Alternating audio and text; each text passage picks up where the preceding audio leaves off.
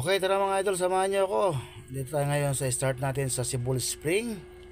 Samahan niyo ako at gagalayin natin yung hanging bridge dyan sa may bandang Libunao o Sitio Libunao, pagitan ng San Miguel at saka DRT.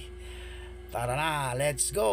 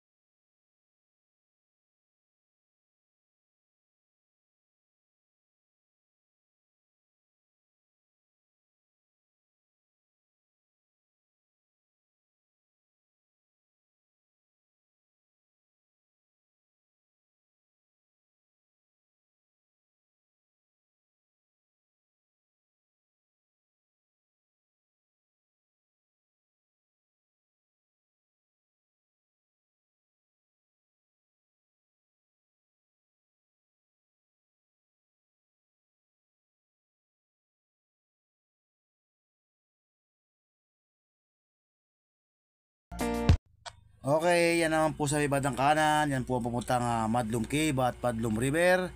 At sa bandang kaliwa naman, at kumaliwa tayo, Sitio Libunao at Sitio Kalumpit. Yan po yung tatahakin natin muli. Dire-diretso lang po tayo. At meron tayong mga madadaanan na magwapo dyan. yung mga ating mga tropa, mga Repa Pips dyan. Shoutout nga para kay Bear, kay MJ at saka kay J Ward, kay John John at saka kay Ambet. Ayun sila. Yun, diretso pa rin tayo. Meron po tayong dadaanan dyan. May dadaanan ako dyan na rough road. At under construction po ngayon yan. At kasalukuyang inaayos nila yung daan. At para soon, magiging ano na po yan, concrete na po hanggang sa may tulay. Ayan, tara. Biyahe tayo uli.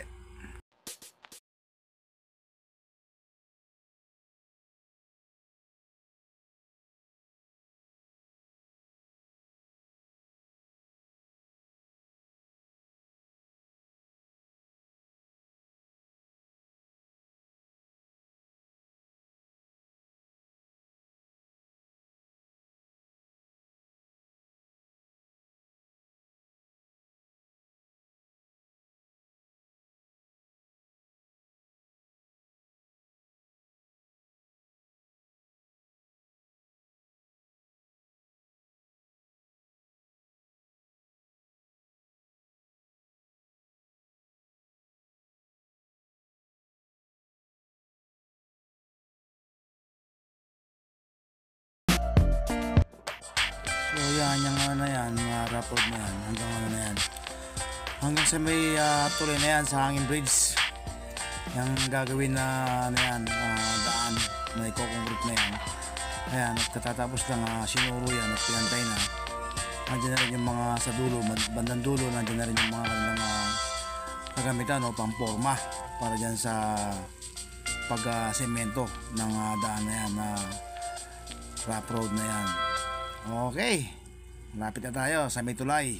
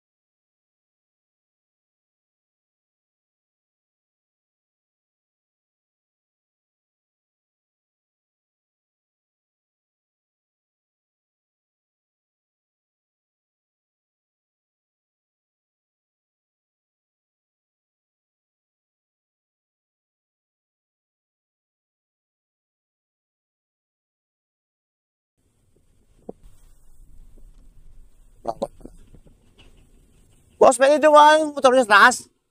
Kaya? Ano? Saan ang daan ito? Yan. Pag ganun patawid. Saan ako aakit? Sa kabila? Ay, hindi na kayo ito.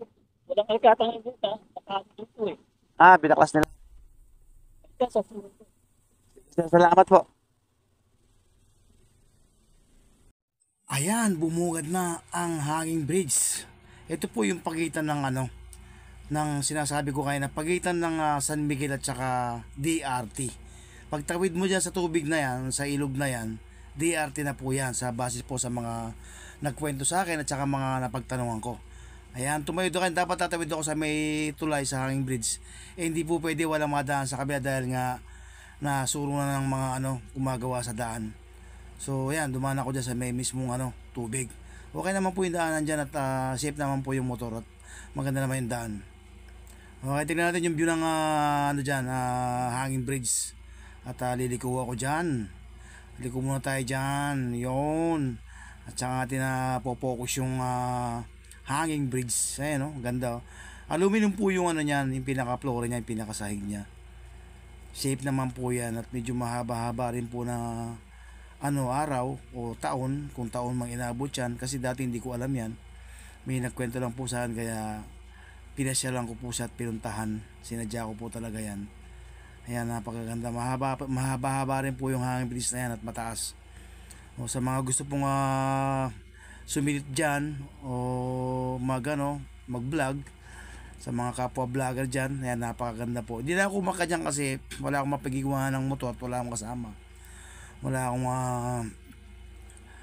OBR at didiretso pa ako sa puntang paakit pa ako sa may Libunaw at saka pupunta pa tayo ng Kalumpit. Ikutin natin yung kabundukan.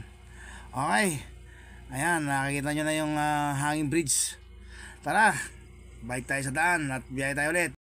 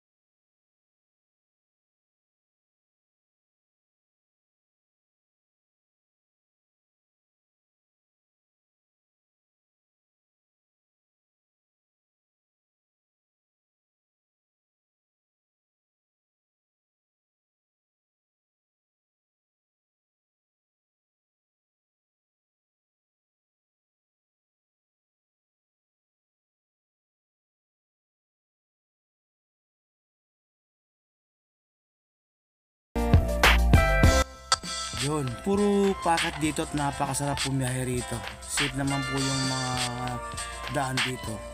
Meron sila sinasabi sa akin ditong matarik na mataas. Maiksi lang daw. Ayan, yan na yata yun. O ito na nga yun. Pagkatapos niya, sa taas niya, nakikita mo yung tanawin, yung mga bundok dyan, ang ganda. Kung kayo balak na pumunta dyan, maraming makikita ang mga view rito. Kung kayo mahilig sa mga bundok o sa nature lover kayo, dito po the best din pumunta at magtingin-tingin sa mga kabundukan. Ito yung sinasabi kong mataas kanina. Yon, hindi naman ganong hirap ang motor dyan. Kayang-kaya naman po yung motor nyo kung automatic yan o manual. Hindi naman masyadong matarik. Mas matarik pa yung sa tubigan, sa sitio tubigan. Ayan, tinataha ko po yung papuntang Kalumpit. Yan. Sarap bumiyahe dyan kasi napakalamig yung biyahe na yan at malamig talaga dyan at pumapalo yung nanunuot yung lamig ng hangin. Kaya sobrang mapipil mo talaga yung lamig dyan. Tara, biyahe tayo ulit at diretso lang tayo, malalayo pang biyahe, mga pa yan, nagit isang oras pa yan. Okay.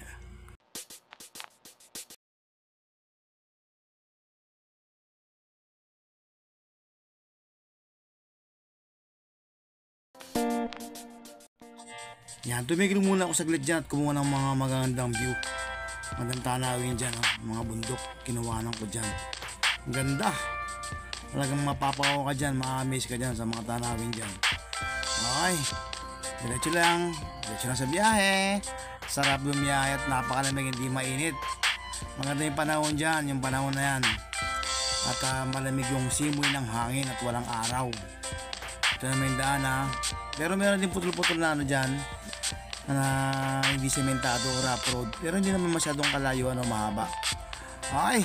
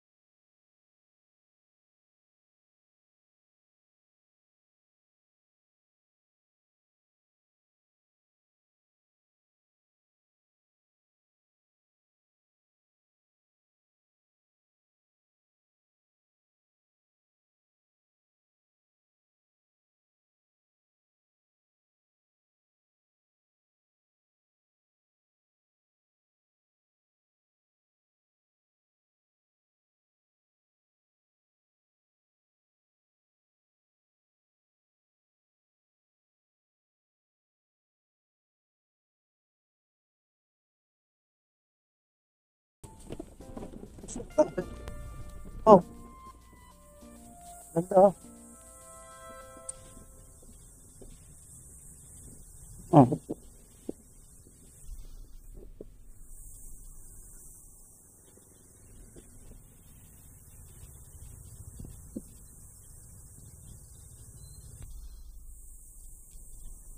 Ah, let's go na.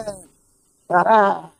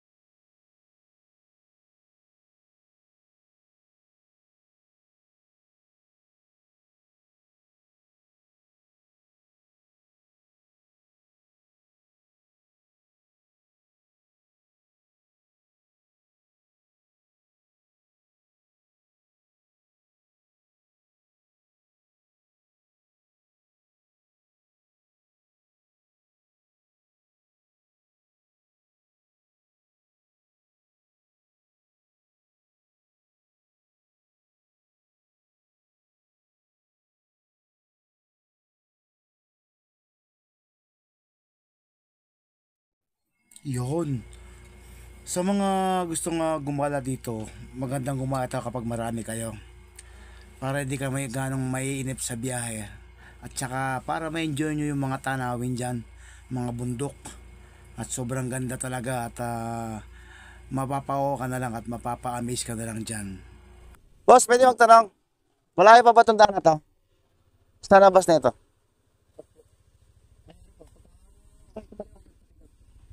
Pag umaliwa ka tubigan, puro rough road na yan. Saan ang labas ko sa Talamse? Pero makakadaan ng motor dyan, sir. Oh. Nasuro na ba yan? Ito, pag diretso, saan na pupunta yan? Ay, marami pa akong bahay dyan. Wala namang paahon dyan.